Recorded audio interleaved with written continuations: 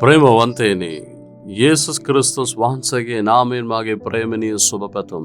තවත් අලුත් මාසයක පළවෙනි දවස තුළ අපි පැමිණ සිටින්නේ දෙවියන් වහන්සේ පසුගිය කාලය තුළ කොපමණ ලස්සනට අපව ගෙනාවද තවත් අලුත් මාසය දකින්නට උන්වහන්සේ කරුණාව දුන්නා. ඒ ගැන ස්තුතියි. හරි, මේ මාසෙට මොකද උන්වහන්සේ තබා දෙන පොරොන්දු වචනය?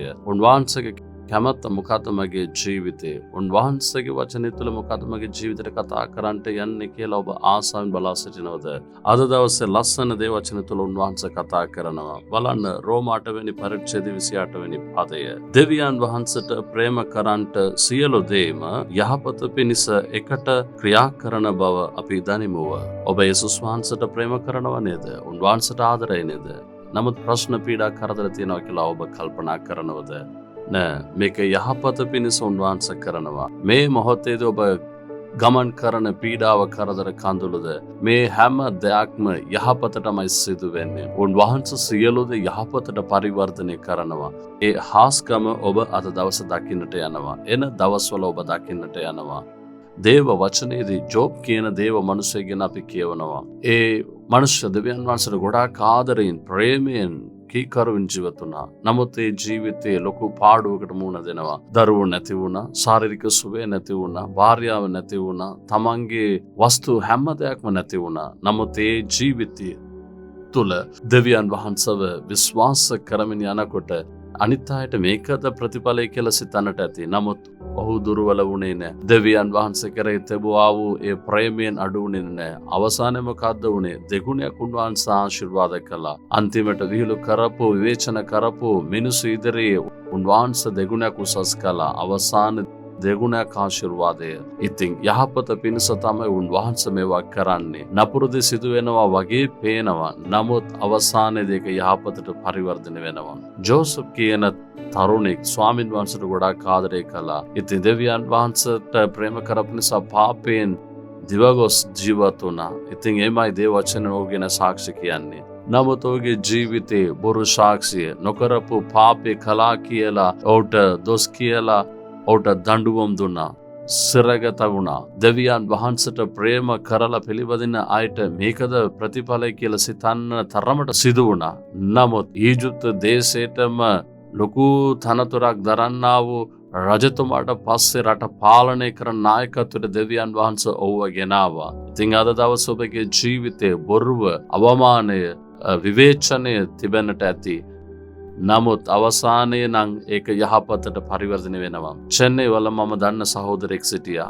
ඔහු එක කම්පැනියක අවුරුදු ගාණක් සේවය කරමින් සිටියා. උසස් තැනක සේවය කරා. ඉතින් ඒ කම්පැනි දියුණුව දෙස ගොඩාක් දුක් මහන්සි වෙලා වැඩ කරා. එක අවස්ථාවක් තිබුණා ප්‍රොමෝෂන් එක දෙන්නට. ඉතින් මෙතුමා තමයි සීනියර්. ඉතින් මෙතුමාට තමයි මේ ප්‍රොමෝෂන් එක ලැබෙන්නට යන්නේ කියලා ඔක්කොම බලන් සිටියා. මෙතුමාත් බලාපොරොත්තු වෙන සිටියා. නමුත් මෙයාට පසුව ආපු ජූනියර් කෙනෙකුට ඒ ප්‍රොමෝෂන් එක දුන්නා. මේක එතුමාට ලොකු ලැජ්ජාවක් වගේ වුණා. එතුමා තුල සිත බිඳලා ගොස් තිබුණා. මට නේද මේක ලැබෙන්න ඕනේ? මම නේද මෙච්චර කල් මේ කම්පැනි දසා දුක් වුණේ, මහන්සි වුණේ. නමුත් මට මේක ලැබුණේ නෑනේ. මට ලැජ්ජාවක් තමයි දුන්නේ. රැකියා කරන අය ඉදිරියේදී මට ලැජ්ජාවක් වුණා මේ කාරණාව. හරිම දුර්වල වෙලා සිටියා. ඒ කාලවල තුල මම ඒ සහෝදරයා හමු වුණා. හමු වෙලා මම කිව්වා, දෙවියන් වහන්සේ නොදැනවත්ව කිසි දෙයක් වෙන්නේ නැහැ. මට ලැබෙන්නට ඕන මේ ප්‍රොමෝෂන් බාධා වුණා කියලා ඔබ සිතනවද? නැහැ. උන්වහන්සේ යහපතටයි කරන්නේ. දේව වචනේ කියන්නේ සියලු දේ යහපතටම සිදු වෙන්නේ කියලා. ඒ නිසා දෙවියන් වහන්සේට ස්තුති කරන්න. ස්වාමීනි, මේ ප්‍රොමෝෂන් බාධා වෙච්ච නිසා ස්තුති කියලා කියන්නේ. ඒකේ යහපත මොකද කියලා පස්සේ තේරෙයි. මාස ගානක් ගියා. එතුමා මාව හැමෙලා හරිම සතුටින් කිව්වා, ඔබ කියපු විදිහටම බ්‍රදර් යහපතට පරිවර්තනය වුණා. මොකද කියලා මං අහද්දි කිව්වා, මට පස්සේ ආපු ඒ ජූනියර් සහෝදරයාට ප්‍රොමෝෂන් එක දුන්නා නේද? ප්‍රොමෝෂන් එක දීපුද ගමන් එතුමාව කල්කටා වලට ට්‍රාන්ස්ෆර් කළා. ඒ කියන්නේ ප්‍රොමෝෂන් එක දීපු ගමන් ට්‍රාන්ස්ෆර් කරා. ඉතින් ගොඩාක් දුර එතුමාට යන්න වුණා. පවුලෙන් වෙන් වෙලා තමයි එතුමා රැකියාව කරගෙන ඉන්නේ. නමුත් මට ප්‍රොමෝෂන් එක දැන් ලැබිලා තිබෙනවා. චෙන්නයි වලම ඒක මට රැකියාව දීලා තිබෙනවා. මේ තමයි මට නිවස, මේ පවුලේ අය සිටින්නේ, මේ දරුවෝ ඉගෙන ගන්නේ. මම පවුලේ අය සමග ඉඳලා රැකියාව කරන්නට උන්වහන්සේ මට කරුණාව දුන්නා. මේ නිසා තමයි මට පරක්කුණේ කියලා සිතන විට මම දෙවියන් වහන්සේට ස්තුති කරනවා. දැක්කද? අවසාන යහපතක් වෙනවා. දැන් සිදුවෙන දේවල් ගැන බලන විට දෙවියන් වහන්සේ අමතක කරාද අත්හැරියාද කියලා ප්‍රශ්න අහන්න එපා. ඔබ දෙවියන් වහන්සේට ප්‍රශංසා කරන්න. ඔබ යහපත දකින්නට යනවා. ඔබට යහපත පැමිණෙමින් තිබෙනවා. ඇදහිලන දෙවියන් වහන්සේට ප්‍රශංසා කරන්න. ස්වාමීන් මගේ ජීවිත හැම දෙයක්ම යහපතට සිදු වෙන්නේ. අවසාන යහපතක් වෙයි.